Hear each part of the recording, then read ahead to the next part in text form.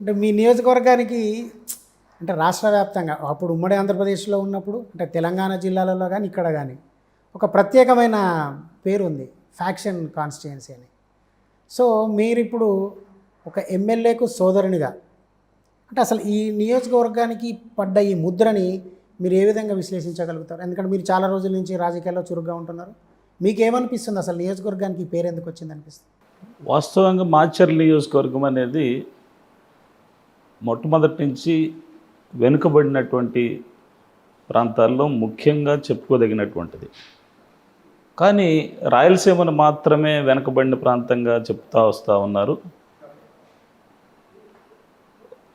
తదనుగుణంగా ఇక్కడ మాచర్లో జరిగిన విశేషాలు ఏంటి అని అంటే, పల్నాడు అనే దానిలో ముఖ్యంగా నాగార్జున సాగర్ అనేది మాకు తలపైన ఉంటుంది, మాకు నోటి దాకా నీళ్లు మాత్రం రావు. గత పాలకులు చేసినటువంటి పాపం కరువుతో అల్లాడేటటువంటి ఈ ప్రాంతంలో కొంత వెనకబాటుతనం వల్ల లేనిపోని కొన్ని ఆవేశాల్లో గతంలో ఫ్యాక్షన్ జరిగినటువంటి మాట వాస్తవం. కానీ తర్వాత 2004లో రాజశేఖర రెడ్డి గారు అధికారం చేపట్టిన తర్వాత ఆయన ప్రవేశపెట్టేటటువంటి విధానాలు అయితేనేమి, రైతుల పరంగా కానీ, పేదల పట్ల కానీ, ఎస్సీ ఎస్టీ బీసీ మైనారిటీల పరంగా అయితేనేమి ఆయన ప్రవేశపెట్టినటువంటి పథకాల వల్ల కొంత అభివృద్ధి బాటలో నడిచిన మాట వాస్తవం. ఆయన చనిపోయిన తర్వాత ముఖ్యంగా మా అన్నయ్య ఎమ్మెల్యేగా రాజశేఖర రెడ్డి గారి కుటుంబానికి అత్యంత సన్నిహితంగా ఉండటం, దానిలో భాగంగా జగన్మోహన్ రెడ్డి గారితో మేము నడవడం జరిగింది. అప్పుడు కాంగ్రెస్ పార్టీ అధికారంలో ఉన్నా కానీ మేము ఒక ప్రతిపక్ష పార్టీగా ఉండవలసిన పరిస్థితి ఏర్పడింది. దాన్ని కంటిన్యూస్గా తెలుగుదేశం పార్టీ అధికారంలోకి రావటం, మేము ఒక పోరాటం చేస్తూ వస్తూ ఉన్నాం. ఇక్కడ జరిగేది ఏంటి అని అంటే, మాకు పక్క నియోజకవర్గంలో ఉన్నటువంటి ఒక నాయకుడు ఉన్నాడు. అతనికి ఎప్పుడు మాచర్ల నియోజకవర్గం అనేది ఒక రావణ కష్టంలాగా రగలాలి అని చెప్పేసి అనేటటువంటిది అతని ఉద్దేశం. అతని మాచర్లను ప్రశాంతంగా ఉంచితే నా చేతుల్లోంచి జారిపోతుందేమో అని చెప్పేసి అనేటటువంటి ఒక అభద్రతా భావంతో తను ఎప్పుడు ఏదో ఒక రకంగా రెచ్చగొడతా ఉంటాడు. అంటే ఎవరా నాయకుడు? తెలుగుదేశం పార్టీకి సంబంధించినటువంటి ముఖ్య నాయకుడిగా చెప్పుకునే ఎరపతినేని శ్రీనివాస్. ఆ ఎరపతినేని శ్రీనివాస్కి ఎప్పుడు మాచర్ల పైన దృష్టి. మాచర్లలో మొట్టమొదటి నుంచి ఆయన 94 నుంచి ఏం రాజకీయాల్లో ఉన్నట్టున్నాడు. అప్పటి నుంచి మా ఫ్యామిలీ కూడా రాజకీయంగా, మా బాబాయ్ అప్పుడు ఎమ్మెల్యేగా కాంగ్రెస్ పార్టీ నుంచి కంటెస్ట్ చేయటం, ఆ టైంలోనే అతను కూడా కంటెస్ట్ చేయటం జరిగింది. దానికోసం మా ఫ్యామిలీ రాజకీయంగా ఎదగకూడదు అనేటటువంటి ఉద్దేశంతో అప్పటి నుంచి ఏదో ఒక రకమైనటువంటి అపప్రదం మా మీద మోపుతా వస్తూ ఉన్నాడు. దానికి ఎక్కడ ఏ చిన్న గొడవ జరిగినా దానికి కారణం మేమే. అంటే పిన్నెల్లి సోదరుల చుట్టూ చుట్టేస్తుంటారు. మొట్టమొదటి నుంచి మా బాబాయ్ గారికి, పెదనాన్న గారికి, మా ఫ్యామిలీకి చుడతా వస్తూ ఉంటారు. ఇక్కడ కరువుతో ఉన్నటువంటి ప్రాంతం, కొంత అక్షరాస్యత లేని విధంగా వాళ్ళ ఆ విధానాల వల్ల అప్పుడు అక్షరాస్యత శాతం చాలా తక్కువ. దానివల్ల ఏంటంటే కొంత మొరటుతనం, కొంత తెలియనటువంటి విధానం వల్ల చిన్న చిన్న గొడవలు జరిగాయి. అవి కొన్ని పెద్ద గొడవలుగా కూడా జరిగినాయి. ఆ జరిగిన సమస్యల గురించి చెప్పుకోవాలనంటే పెద్ద విషయం. ఇప్పుడు వచ్చినటువంటి ఒక నాయకుడి చరిత్ర, ఇప్పుడు ఎమ్మెల్యేగా కంటెస్ట్ చేయాలని చెప్పేసి మాచర్ల నియోజకవర్గానికి వచ్చినటువంటి ఒక నాయకుడు ఉన్నాడు. ఆయన చరిత్రే రక్త చరిత్ర. ఆ రక్త చరిత్ర పేరు చెప్పొచ్చు మీరు, ఎందుకంటే విమర్శిస్తుంది నాయకుని కాబట్టి. జోలకంటి బ్రహ్మారెడ్డి. చెప్పడానికి దాచడానికి ఏం లేదు, అందరికీ తెలిసినటువంటి సత్యం. వాళ్ళు ఎరపతినేని శ్రీనివాస్ కూడా గత గవర్నమెంట్లో మా పైన మాకు సంబంధం లేనటువంటి ఒక కేసులో కూడా మమ్మల్ని పెట్టడం జరిగింది.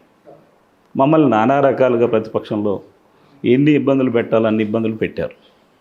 ఇప్పుడు కొన్ని మాకు సంబంధం లేనటువంటి కొన్ని సంఘటనల్ని మాకు ఆపాదిస్తూ చేయటం, అది ఒక ఊర్లో ఒక కుటుంబ నేపథ్యంలోనో గతంలో జరిగినటువంటి అల్లర్ల మూలానో వాళ్ళు ఏదైనా మనసులో ఉండి దానివల్ల వాళ్ళు చేసుకున్నటువంటి గొడవని పార్టీకి ఆపాదిస్తూ దాన్ని వాళ్ళు చేసుకోవడం అనేది వాళ్ళకు ఆనవాయితీగా మారింది. ఏది జరిగినా దాన్ని ఒక పార్టీకి ఆపాదించుకోవటం, మేము నిత్యం ప్రజల్లో ఉండేవాళ్ళం, ప్రజలకు అందుబాటులో ఉండేవాళ్ళం. ప్రతి కుటుంబంలో కూడా వాళ్ళకి శుభకార్యమైన అశుభమైన ఏదైనా వాళ్ళ ఇంట్లో జరిగే ప్రతి కార్యక్రమానికి మమ్మల్ని తప్పక ఆహ్వానిస్తారు. కొన్ని సంఘటనలు మేము వెళ్ళాల్సిన పరిస్థితి వచ్చినా కానీ మేము వెళ్ళి వాళ్ళకి అండగా ఉండేటటువంటి పరిస్థితి. మా ఎదుగుదలను చూసి ఓర్వలేక మా మీద అపనిందలు వేయాలన్నటువంటి ఉద్దేశంతో వాళ్ళు చేస్తున్నటువంటి ఈ కార్యక్రమంలో మాచర్ల నియోజకవర్గాన్ని ఒక పెద్ద భూతంలాగా ప్రపంచానికి పరిచయం చేశారు, చూపించారు. ఎందుకంటే మీ మాచర్ల నియోజకవర్గం పేరు మీద సినిమా కూడా వచ్చింది, అందులో మొత్తం ఫ్యాక్షన్ హత్యలే ఉంటాయి. అదే మా దౌర్భాగ్యం. నిన్న మొన్నటి వరకు రాయలసీమను అట్లే చూపించారు. అది మహానుభావుడు రాజశేఖర రెడ్డి గారి దయ వల్ల కొంత అభివృద్ధి పదంలో ఉండటం, దానివల్ల అది అలా వచ్చింది. ఆ తర్వాత అది రూపుమాపే పరిస్థితి వచ్చింది. జగన్మోహన్ రెడ్డి గారు వచ్చిన తర్వాత ఆయన ప్రవేశపెట్టినటువంటి సంక్షేమ ఫలాలు ఏవైతే ఉన్నాయో, ముఖ్యంగా మా ప్రాంతంలో దాదాపుగా రూరల్ ప్రాంతంలో 97% ఎలిజిబిలిటీ ఉంది అని చెప్పేసి అంటే మీరు అర్థం చేసుకోవచ్చు మేము ఎంత వెనకబాటుతనంగా ఉన్నామో అని చెప్పేసి అనేది. ఆ ఫలాలు అనేది మా నియోజకవర్గ వాసులు ఎక్కువగా అనుభవిస్తూ ఉన్నారు. పట్టణ ప్రాంతంలో చూస్తే కూడా 83%కి పైన ఇచ్చేటటువంటి అభివృద్ధి పథకాలకి అర్హులై ఉన్నారు అని చెప్పేసి అని అంటే బ్యాక్వర్డ్నెస్ ఎక్కువగా ఉంది. సో దానివల్ల వీళ్ళ పబ్బం గడవాలి.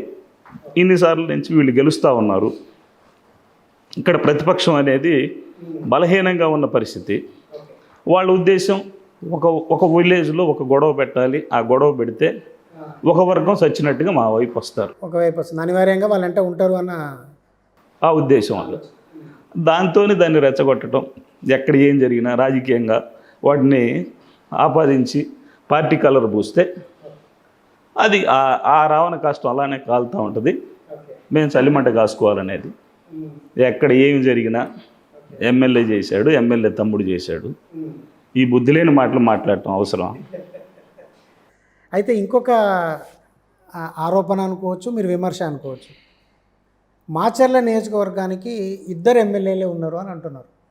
నిజంగా 2 ఎమ్మెల్యేలు ఉన్నారా? అంటే మీరు మీ అన్నకు షాడో ఎమ్మెల్యేగా ఉన్నారా? రాజ్యాంగంలో అట్లాంటి అవకాశం కల్పిస్తే 2 ఎమ్మెల్యేలు అనుకోవచ్చాము. నేను ఎప్పుడూ కూడా ఏ ప్రభుత్వ కార్యక్రమాల్లో కానీ ఎక్కడా కానీ నేను ఏ ప్రభుత్వ కార్యక్రమాల్లో ఉండను. నా పార్టీ కోసం, నా నాయకుడు జగన్మోహన్ రెడ్డి గారి కోసం ఎక్కడి వరకైనా సరే వెళ్ళేదానికి సిద్ధపడేటటువంటి కార్యకర్తల్లో నేను ఒకడిని.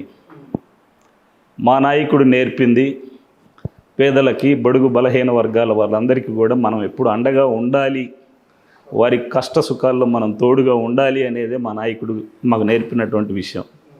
ఆ విషయంలో ఎక్కడికి మేము వెనక్కిపోము. అందువల్ల ఆ కార్యక్రమాల్లో యాక్టివ్గా పనిచేసేటటువంటి ఒక వ్యక్తి మీద ఏదో ఒక ముద్ర అపవాదు వేయాలి. అంటే అధికార యంత్రాంగాన్ని కంట్రోల్ చేయడమో, లేదంటే అధికార యంత్రాంగాన్ని మీ గ్రిప్లోకి తీసుకొని పనులు చేయించడమో, ఎదుటి వాళ్లకు పనులు కాకుండా అడ్డుకోవడమో, ఇలాంటిది ఏదో వచ్చి ఉంటుంది. లేకపోతే 2 ఎమ్మెల్యేలు అని ఎందుకు ఒక అభిప్రాయం ఏర్పడుతుంది. మీ ప్రత్యర్థి కూడా అదే ప్రచారం చేస్తూ ఉన్నాడు కదా. సరే, మీ అన్నగారికి కాబోయే ప్రత్యర్థి అనుకోండి. నేను ఒక పార్టీ నాయకుడిగా ఉన్నాను.